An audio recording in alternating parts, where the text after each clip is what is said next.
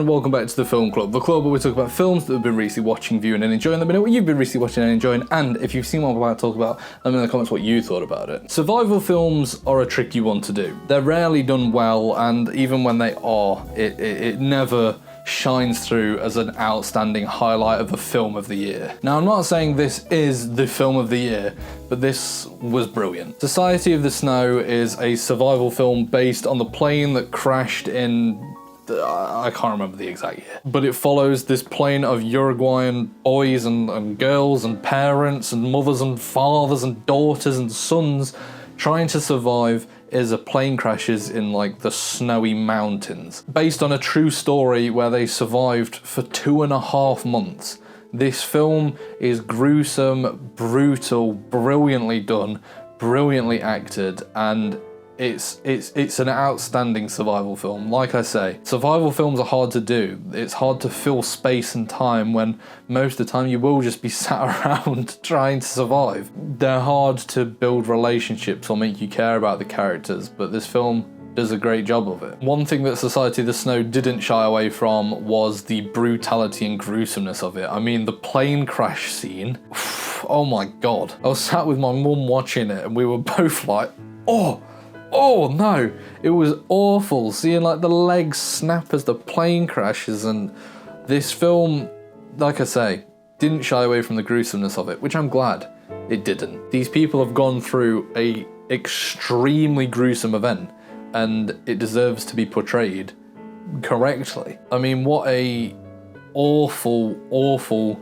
sort of concept to be dealt with. Do you starve to death and die, or do you eat the people who you know and speak to, who are your school classmates, to survive? They're already dead, so do you leave their bodies or do you eat it for food? An awful, gruesome topic, and it did it well. It portrayed, you know, the effects of the hunger that it had on the people in the plane. It showed them really like not wanting to and having to just do it and go through with it, because there is literally no other choice. It's die or do what you have to do. Does this film drag at times? Yeah, there's a couple sort of narration scenes where there's two characters talking, which I get you need because otherwise it would just be all action, but some of them go a little bit too long. I think you could probably cut this film down 15 to 20 minutes and it would probably still have the same effect, if not better, because